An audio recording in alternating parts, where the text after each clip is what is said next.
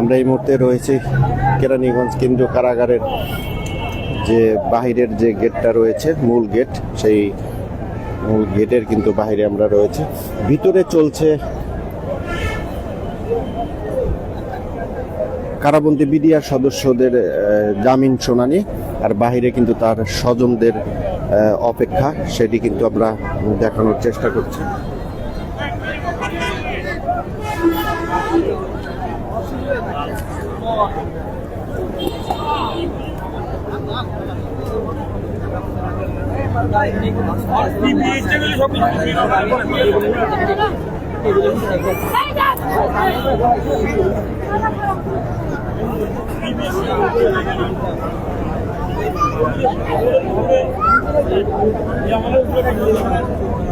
দর্শক, আমরা কিছুক্ষণ আগে কিন্তু আপনাদের লাইভে যুক্ত করেছিলাম, সেটা কিন্তু দেখিয়েছি যে কেন্দ্রীয় কারাগার কেরানীগঞ্জের ভিতরে কিন্তু বিডিআর জওয়ান যারা রয়েছে তাদের কিন্তু জামিন শুনানি চলছে। একটি অস্থায়ী আদালত তৈরি করে সেই জামিন শুনানির শেষে হয়তো আমরা জানতে পারবো যে কতজন সদস্য তাদেরকে আজকে জামিন দিয়েছে।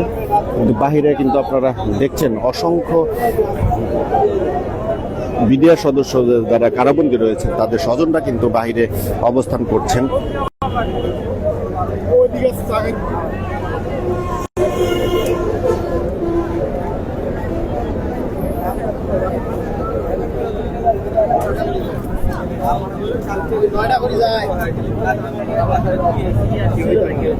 অনেকেই এসছেন তারা ছোট ছোট বাচ্চা কোলে নিয়ে, আমাদের আবার অনেকেই তার সন্তান এসেছেন, অনেকের ওয়াইফ এসেছেন।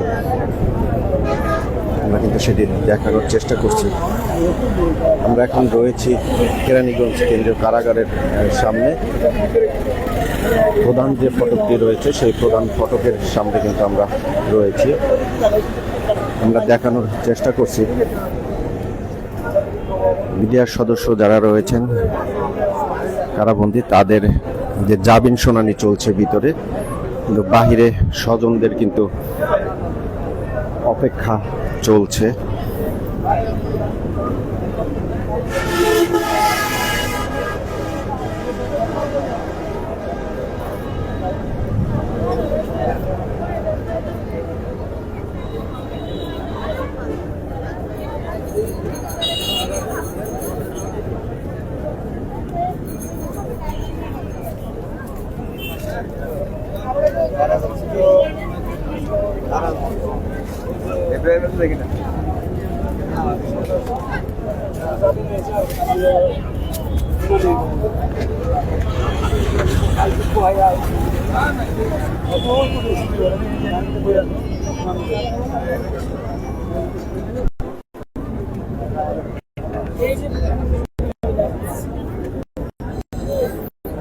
দর্শক, আপনাদের জানিয়ে রাখি সকাল 9:30টার দিকে কিন্তু বিডিআর জওয়ানদের কিন্তু এই কারাগারে এনেছেন এবং ভিতরে কিন্তু নিরাপত্তার তারা নিশ্চিত করেই তাদেরকে কিন্তু এখানে এনেছেন এবং 10:30 নাগাদ কিন্তু কোর্ট বসেছে। এখনো শুনানি চলছে।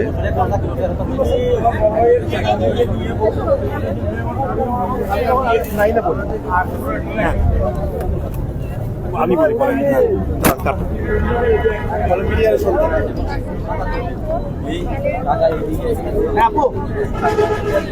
আমি কথা বলবো, আপনি না বললেন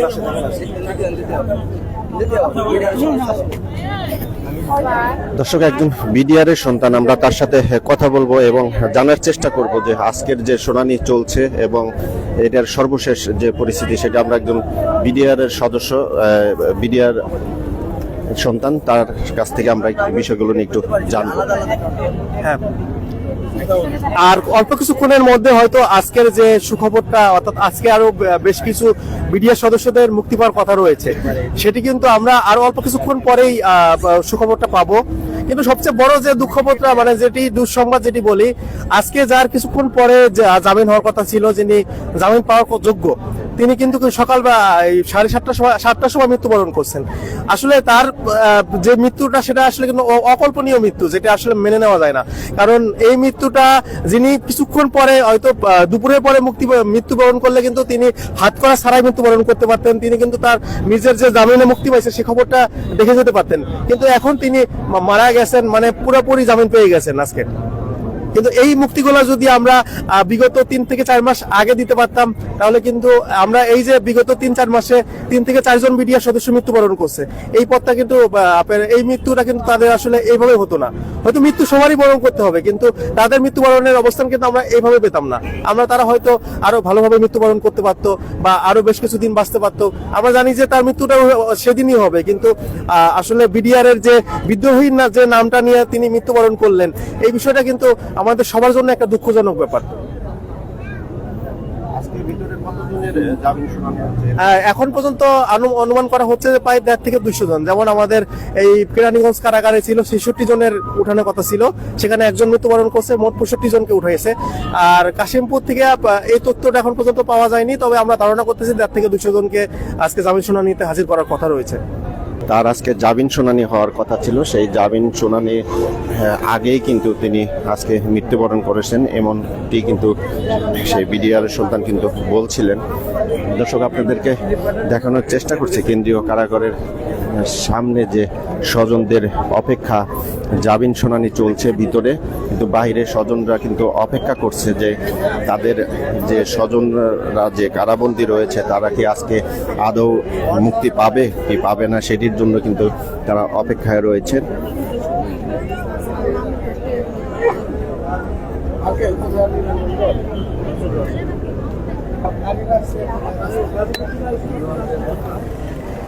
পরিবারের সাথে একটু কথা বলতে চাই। আপনারা কখন এসেছেন এবং কি কারণে এসেছেন? আমরা আইসি বিডিআর আমার বাইকনা নেওয়ার জন্য। আমার বাইকনা 16 বছর যাবত ওই জায়গায় থাকার পর আমার বাইকনার বাবা মারা গেছে, ভাই মারা গেছে, কেউ দেখে নাই। আজকে আমার বাইকনারে নিতে আইছি। আমার বাইকনার অনেক দুঃখ কষ্ট আমরা প্রকাশ করার মতন না। আমার বাইকনার কি বলবো, মুখের ভাষায় আসে না। মানে আমার বোনের যে কত কষ্ট, কত যন্ত্রণা বলার মতন না। আমরা এখন আজকে আমরা মনে করুন দুঃখ প্রকাশ করার মতন না, আমরা বাইকনারে নিয়ে বাড়িতে যাওয়ার মতন, বাসায় নেওয়ার মতন আইছি। আমার বাইকনার যেন কত কি বলবো, যেন মুখের ভাষায় আসে না। মানে আমার বোনের যে কত কষ্ট হয়েছে, আমার বোন এখন যেন কিরকম অবস্থায় আমি নিজেও বলতে পারতেছি না। আমার বাগনাকে আমরা চাই বিটিআর বাড়িতে লয়ে যাওয়ার লাগিয়া, সব বিটিআর বাইরে চাই সারা লাগিয়া। হ্যাঁ, আমার বাগনার আজকে জামিন হওয়ার কথা। এখন ইনশাল্লাহ আল্লাহ যা করেন।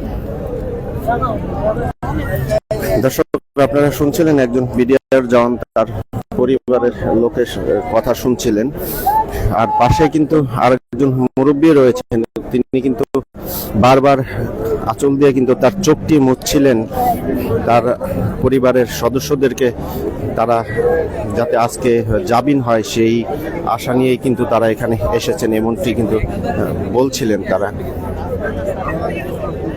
কেন্দ্রীয় কারাগারের সামনে থেকে আপনাদের সাথে সরাসরি সাম্প্রতিক দেশকালে ফেসবুক পেজে কিন্তু আমরা যুক্ত করেছি, দেখানোর চেষ্টা করছি ভিতরে কিন্তু চলছে কারাবন্দী বিডিআর সদস্য যারা রয়েছেন তাদের কিন্তু জামিন শুনানি চলছে, আর বাহিরে তার স্বজনরা কিন্তু অপেক্ষা করছে যে যাতে তাদের স্বজনদের যদি জামিন হয় তারা যাতে বাড়িতে ফিরে নিয়ে যেতে পারে, এই প্রত্যাশা নিয়ে কিন্তু তারা এই কেন্দ্রীয় কারাগারের সামনে কিন্তু তারা অবস্থান করছে।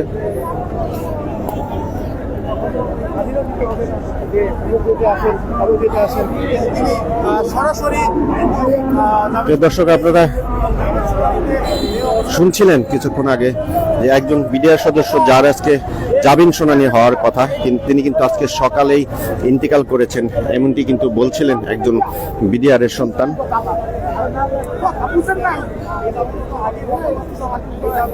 তিনি বলছিলেন যে হাতকড়া অবস্থায় তার মৃত্যু হয়েছে।